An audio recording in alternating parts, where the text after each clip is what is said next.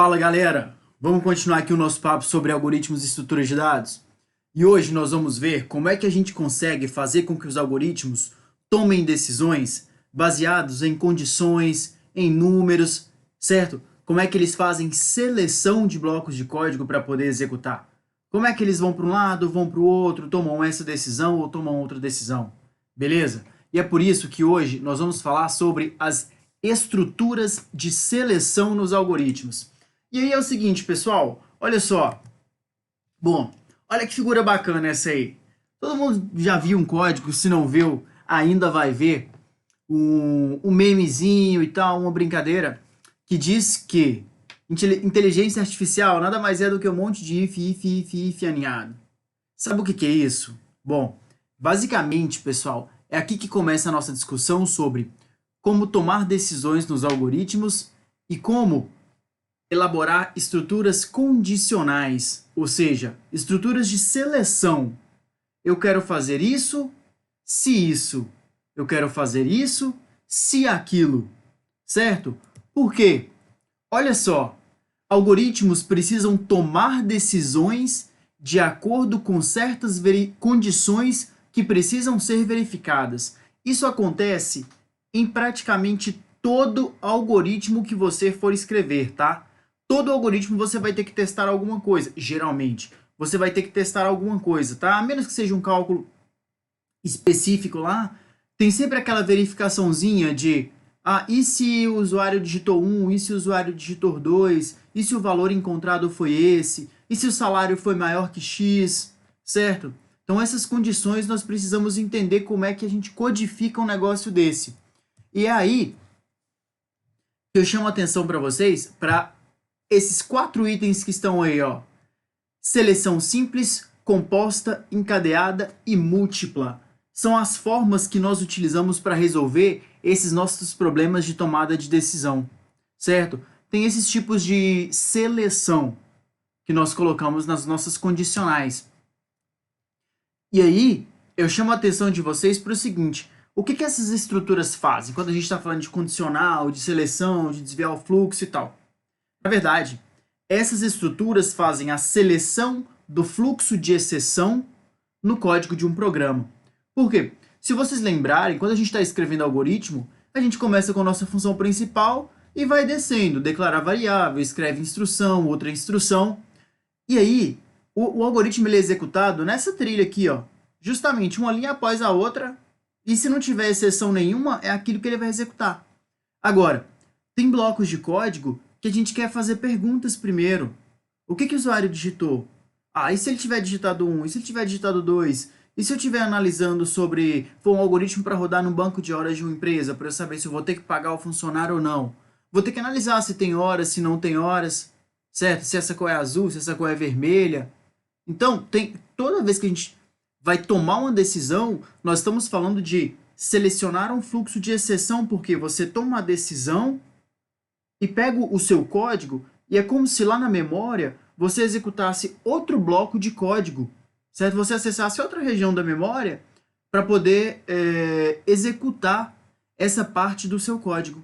Que ela está fugindo um pouquinho da trilha principal porque atendeu ou não uma condição, certo? Aí, olha só, estas condições devem produzir um valor lógico. Pode ser uma variável do tipo lógico ou uma expressão lógica, relacional ou mista. Por quê? Vamos entender isso. Quando a gente está falando, imagina essa condição, olha só. Se o usuário tem 2 opções para digitar, 1 ou 2. Se o usuário digitar 2, nós vamos fazer alguma coisa. Sabe como é que essa comparação é feita? Então, quando você escreve se o usuário digitar 2, aí o usuário digita 2. A única coisa que o algoritmo faz é ver se o 2 deu match com o que ele estava esperando. O resultado dessa expressão é um valor lógico. Esse valor lógico, que a gente já está acostumado com 0 ou 1, continua sendo 0 ou 1. Só que semanticamente, ou seja, tem a significação de ser falso ou verdadeiro. Se o 2 tiver sido digitado, nós temos um match com a minha condição. Então, o resultado dessa análise vai ser, olha, eu tenho uma condição verdadeira aqui, pode seguir. Ou então, se o usuário digitou 5 e eu estava esperando um 2, bom, não deu certo. eu não tenho match. Vamos gerar um zero como resultado dessa expressão para a gente ter essa condição lógica falsa. E aí não, nós não vamos atender a sua condição e vai continuar com o algoritmo normal, lá de onde ele estiver escrito sem essas condicionais, beleza? Como é que a gente faz isso em C? Bom, em C, a gente vai usar um parzinho de chaves, tá bom? E já já eu mostro para vocês. Agora, vamos dar um exemplo de como é que são essas seleções? Bom, quando a gente está falando da seleção simples, ela é usada quando apenas um resultado do teste determina se a ação deve ser executada ou não. Então é basicamente o seguinte: se tal coisa, faz tal coisa. Por isso que a gente tem aqui, ó, se, aqui, ó, vou até pegar o mouse aqui, ó. Se determinada condição, então comando, ou uma sequência de comandos, uma sequência de instruções. E essa condição é o que eu estou dizendo para vocês. Essa condição pode ser simplesmente comparar se uma variável vale o número, se A igual a 2, se A menor que 2, se A maior que 2, se A igual a B. Entenderam? Por quê? Você vai fazer uma condição para gerar um resultado falso ou verdadeiro.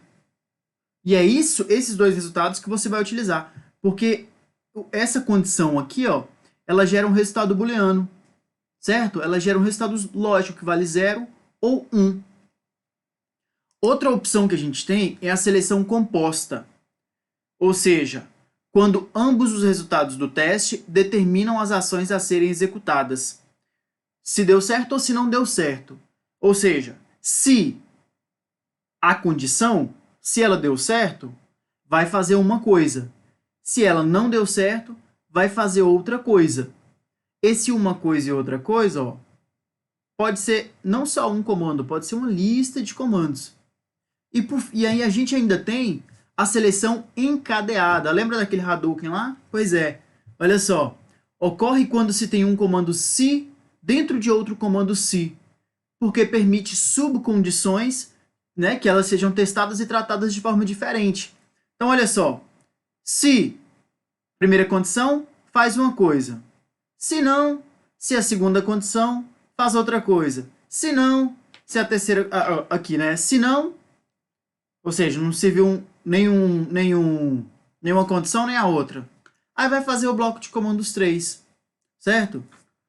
E a seleção múltipla, que é utilizada quando um conjunto discreto de valores precisa ser testado e ações distintas são associadas a estes valores.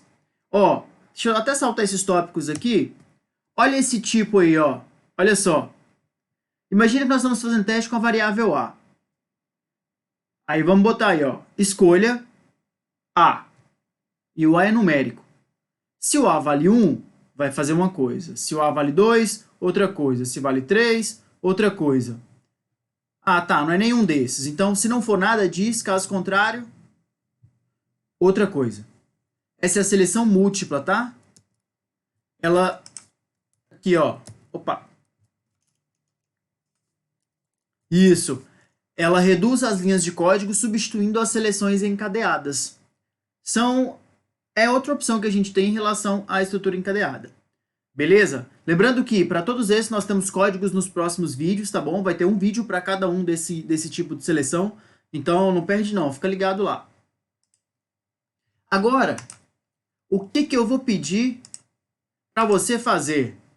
Você vai dar um pause nesse vídeo, vai pensar aí por mais ou menos 2 segundos uma solução para: faça um algoritmo que receba um número e retorne se ele é par ou ímpar. Dá uma pensada aí na cabeça, tenta escrever no papel como é que seria essa análise. Dá o pause aí, tá? Agora, eu quero mais um exercício. Faça um algoritmo que receba as notas em 3 provas de um aluno e os pesos das provas. Calcule e mostre a média ponderada e a mensagem final. Aprovado, reprovado ou em exame. Qual que é a regra? Bom, ó, tu tá lá na faculdade e aí, o que acontece? Semestre vale 100 pontos, beleza? Se você fica com até menos de 50, não tem o que discutir, está reprovado. De 50 até maior ou igual a 50 e menor que 70, se você tiver tido 75% de frequência, aí você vai para a prova final. Agora, mais de 70 acima, se tiver 75% de frequência, aprovado. Isso aí eu quero que você escreva. Dá uma pensada nesse exercício aí agora. Escreva esse algoritmo e daqui a pouco você continua o vídeo. Porque nós temos agora mais um exercício. Faça um algoritmo que receba dois números A e B e uma opção. Calcule e mostre o resultado desejado, considerando as opções 1, soma dos números, 2, subtração do maior pelo menor, 3, multiplicação e 4, potência de A elevado a B. Pause. Beleza, agora você voltou. Por que eu pedi para você fazer esses três algoritmos? Porque você vai exercitar três condicionais diferentes na sua cabeça. Você vai ver que a forma de resolver cada um deles vai ser cada vez mais composta, certo? Eu vou analisar mais condições, até chegar na última, que eu vou analisar uma condição e distribuir para alguns blocos de código, certo? Algumas partes do código. Tranquilo? E aí, foi assim então que nós estudamos as estruturas de seleção, ou os if-else, que vocês já devem estar ansiosos para ver, as nossas condicionais nos algoritmos sequenciais. Beleza? E aí, pessoal, eu vou pedir para vocês, então, acompanharem os próximos vídeos, porque daqui para frente a gente tem aí entre 4 e 5 vídeos que vão tratar um de cada estrutura condicional em C. Beleza? Fica ligado e até a próxima videoaula.